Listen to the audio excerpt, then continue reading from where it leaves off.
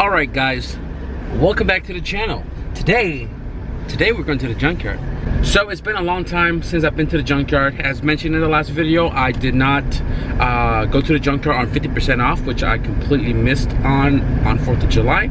And you guys saw I also took the hood and the bumper with me here, because if I score a bumper or a hood in clean condition, I'm gonna use these parts as a core so I don't have them laying around the house, and I can get some money back. So I'm gonna hit the first yard right now, and then we'll see what we find over there.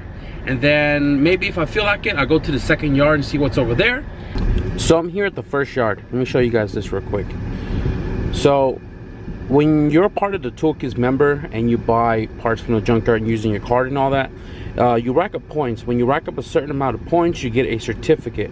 And that's the same thing, kind of like AutoZone. When you spend over $100, you get a $20 certificate back. But if you guys remember when I bought that TSX motor, the CRV transmission, the GSR short block, and a whole bunch of other knickknacks from the junkyard, they never sent me my Toolkits reward. And one day they decided to send me all of them at once. So you guys can see right here, 1, 2, 3, 4, 5. These are $20 each, and I have $100 of store credit. So I'm hoping to score a hood and a bumper, whatever else I find, and use these certificates right here in hopes of paying less out of pocket. So let's head inside.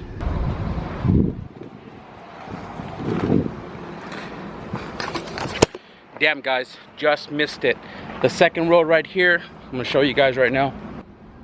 These two guys right there at the very beginning of the row is pulling out a full B18C1 GSR out of an Integra. These are the guys that sit in the yard and wait for cars to come down, and then they attack it right away before anybody can get to it.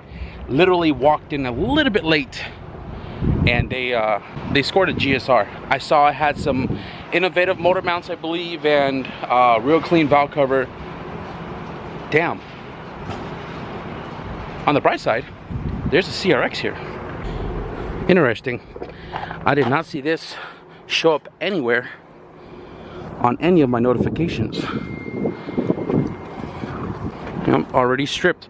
Now, I haven't been to the yard in a while. I don't know what's been updated here. Obviously, a lot of these stuff didn't even show up on my notifications. So, man, if I knew about that GSR, god damn it. But I did just see a coupe. Let me go check it out.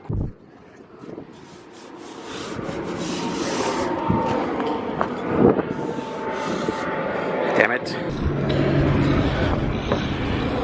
Check it out.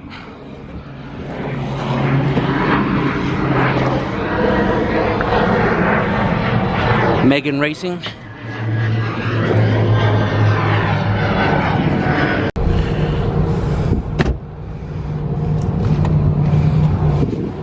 Goddamn. The Incredible Hulk. So I'm already halfway down the damn yard, and there has been more Accords and like G35s and stuff. The EJ one over there had a fucked up hood, no bumper. Really not recording a lot because it's not anything in here worth recording. So I'm gonna walk the rest of the yard real quick, see what else is in this junk. It's pretty much the end of the import row. Everything else is European. DA, all stock, but it does have a tri-Y. eBay though. And they normally cut it in the back, but This car doesn't have a cat, so hella boot.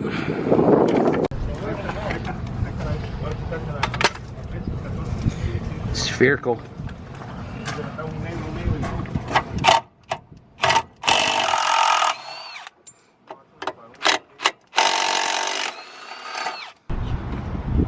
The GSR is gone. You said you pulled it out and you already sold it. Goddamn. Yeah. Real fast, bro. Yeah. Super come up. So the dude took out the BC suspension for some dude that paid him $100 for it, and he's probably gonna pay about 200 from the yard. Because I missed the you know, the goodies in this car. He said you can have everything else. So got spherical front control arm. I got the True Heart rear camber, and then I was taking this off, realizing that the other side is completely stuck. What the hell? So I'm gonna finish pulling this out and I'm gonna get out of here. I'm probably gonna hit the other yard right now because I don't want to carry these as a core or back to the house, or leave it in the car. So I'm gonna try to score at the other yard real quick and then core these sucker out, get some money back, and then when I get back home I can take the body panels out of the car and not have them still be in here for whenever I hit the yard again.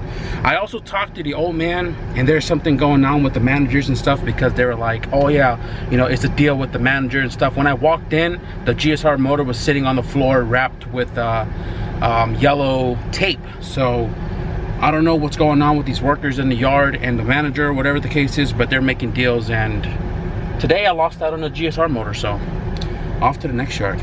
Oh my god.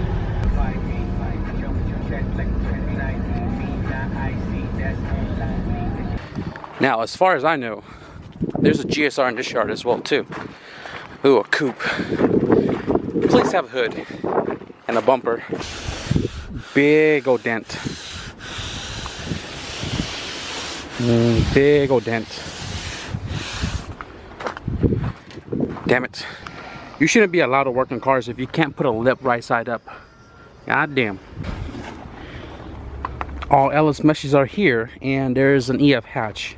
That's high model at that. Seats are gone, though the intake manifold's still here for anybody who's trying to do a multi-point injection, and the front lip is here. So I'm gonna take this because this is hard to find and it's super clean. Aw, dang it.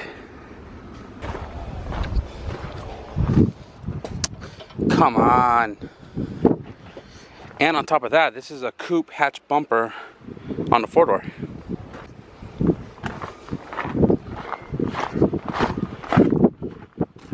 Automatic. This thing looked pretty badass from the back. Let me show you real quick. Right? It's got some goodies in here. K-Sports. I have no idea what that is.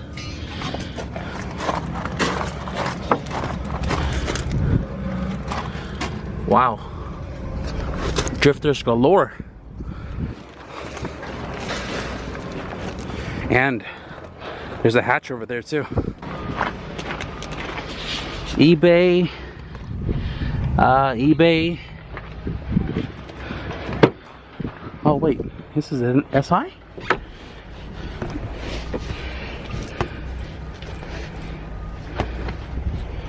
It is.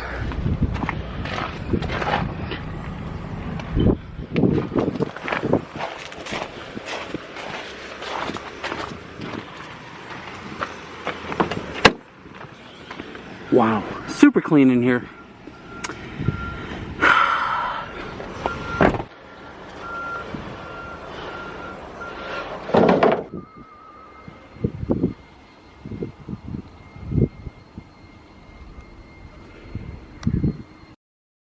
Alright guys, so we are back home, and I just finished cleaning the control arm and the rear camera kit. Now I paid $48.60 for the control arm, even though the total was $88. I used 2 of my certificate, which knocked out $40, and you know, I got them for super cheap, so I'm not even mad about it being expensive. It was just expensive being from a junkyard, but you know how that goes, right? So these are in good condition. The spherical bushing itself aren't worn out. It's not like sloppy. It still has tension on it, so I know these are in good condition, as well as this one. These are worth this much right here, and these right here are worth this much right here. Now these are also in good condition. They aren't showing any cracks or wear on the bushing itself, so these are definitely a score. Although I'm probably going to put up the front lower control arms for sale, because I have all EFs and that's for EGDC. I'm not sure if they're the same for EKs, but I'll definitely do my research before posting them for sale. Now the second yard didn't have a hood or a bumper. I mean, it did, but they were both damaged, and kind of walked the rest of the yard and just left because there was not anything else really there other than the Lexus stuff, you know what I mean? If I was a drifter, man, I would be all over those suspension. I'd swipe every credit card and max them all out just to have it, but I drive Hondas. I came back home instead of going to the other yard, because the other yard was like 20 miles out. By the time I get there, it was already closing time, and I wouldn't have enough time to walk that yard because it is the bigger yard. So instead, I just came home to try to get some painting down. I left the hood and the bumper in the van because I might hit the yard tomorrow. So I hope nobody uses the van tomorrow. But I also paid 11 bucks for this lip. Now I was debating on buying it because of the holes on here, but this is all easy fix. I can just fill them in, sand it out, and then just sand this whole thing down, give it a fresh paint, and then add this to the collection of all the other lips that I have up here that I've been collecting from the junkyard as well. So another one joins the hoarding collection. I know I've been trying to like paint when the sun is down. Like it's about 5:30 right now. I should have gotten the fast hardener, the activator, just so that it doesn't take longer into you know, into the night to dry up the paint like the fenders did. Now I had to stay out with the fenders to ensure no dust and stuff is going to get on it, and then once it was like dry to the touch, but was still able to put imprints if I pressured my finger down on the paint. It was dry to the touch that I wasn't worried about it drying the rest of the night, because once the dust get on it, once it's dry to the touch, you know, it'll wipe off once the paint is fully dried. Now, if I'm painting at this time of day using the medium activator, it's gonna take longer to dry throughout the night. So I might order from Cement Racing the fast activator just to help me cure the paint faster once I spray it, just so that way I don't have to stay out here super long to wait until the paint becomes super dried up to, you know, for me to leave without worrying about stuff getting caked into the paint, especially flies, because they're everywhere. But I'm gonna work with what I have right now, which is the medium activator. And there are some pro tips from other people that were saying, you know, wet the floor so the dust and stuff don't come up. If you guys saw the last video, the floor was completely wet. I definitely took that into precautions because, well, I actually always do that when I paint anyways. But wet the floor, use some tarp or some plastic bags to cover up this whole section right here. Now, like I said, this is just a flip car. I'm not trying to go into, you know, full effect with trying to get this paint to be super clean and all of the extra materials to prevent dust and stuff like that. That's the reason why I'm painting these in section, just so I don't have to do all of that stuff. And you know, I'm just trying to get this thing painted to the best of my abilities and then sell the cars. So the car is backed up right now, and again, I'm taking care of the roof and the trunk. So what I'm going to do here is I'm going to wet sand this with 400.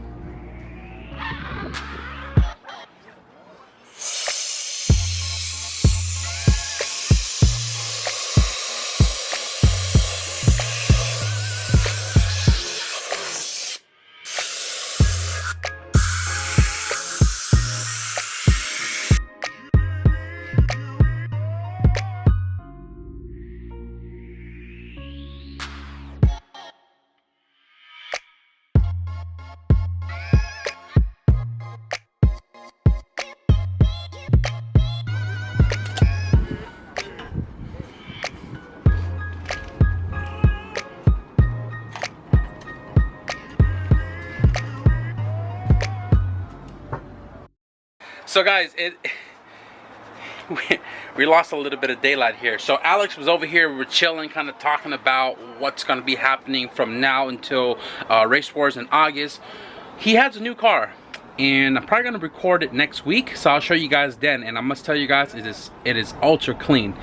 But he is building another car right now, and that's going to be ready for Race Wars hopefully next week or this week. It should be turned on, and then we'll do some testing, and you know, hopefully we'll get some footage for you guys. But he just left, and I just finished taping the rest of the car up. Now I decided that I'm going to paint these little what do you call these little valence in here in the back, and probably the wrong time to paint, but I think what I'm going to do is I'm going to push the car further back so we can get the roof completely under this.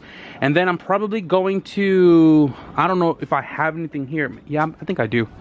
Yeah, I got some tarp right here. Probably going to block that side out, or maybe block this side out to prevent a lot of cold air coming in this way.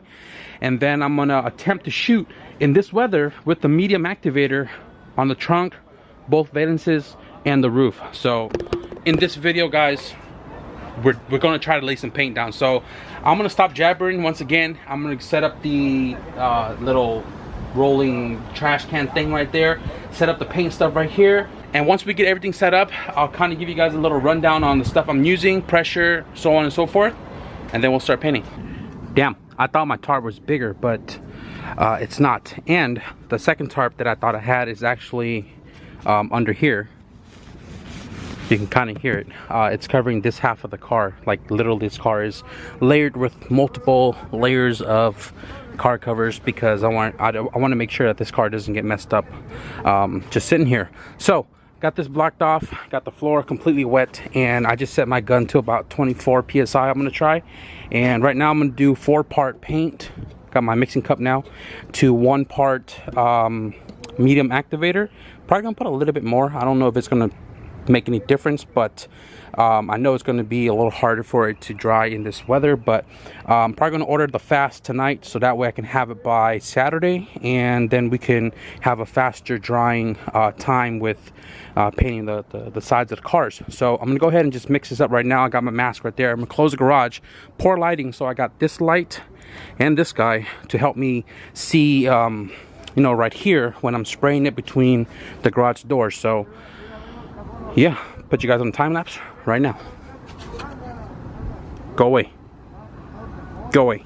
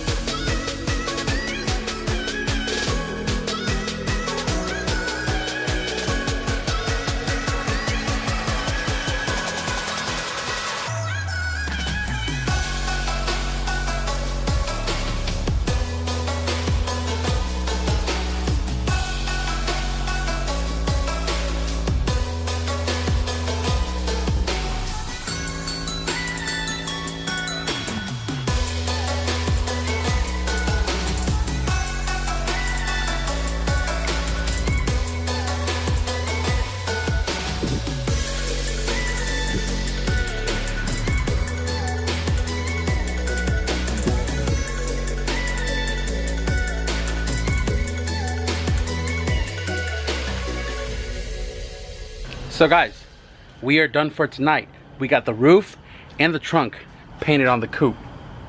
Now it looks funny just because pieces of the panels are painted, but I can see the car as if it was fully painted. Like if you look just at the back, you know, it kind of looks like, you know, the whole car is painted. You know what I mean? I'm really stoked to see this car one color finally, and I'm not even sure about the rear bumper. Like the rear bumper's in good condition, right? And I think all it needs is a polish job, and it actually matches the paint. Like you can't even tell the difference here, right? Painted, stock, or repainted bumper. Paint, repainted bumper. You know what I mean? I may just save the bumper, the rear bumper, for last, because if it looks good with the rest of the car, I may just polish it out to save me, you know, sanding it down, prepping it, and painting it, so on and so forth. But the trunk and the roof came out like not too shabby for painting it in this condition. You know what I mean? Cold, windy, hella dust. Now the paint didn't cure like in time before dust got on it, but not a lot of dust, but obviously enough for you guys to see it right there. And the reflection is pretty good, not too shabby, right? Could be better. Now I can always sand this down and, you know, skim coat it when I'm doing the rest of the car, but regardless of the fact, we have a painted roof, painted trunk, and you know, given the condition and my gun being stuck on spraying, it's not too bad. I totally forgot about my cats, and a couple of times they try to jump on the car. So like after spraying or in between spraying, I had to like, shoo, get out of here, and like trying to chase them that way so they didn't jump on the car. Because typically when my cat's hungry, he jumps on the car here. So, you know, it was kind of a fight between the gun clogging, the weather, the dust, and the cats. Otherwise, we were able to lay some paint down, and that's pretty much it right here, guys. This is gonna be the end of the video. I hope you guys enjoyed this one. Be sure to hit the like button if you guys did. If you guys want to stick around for the rest of the paint job on the left and right side of the car, hit the subscribe button. But I'm gonna wrap it up. It's 11 o'clock, so thank you guys for watching, and I'll see you guys in the next video. Peace.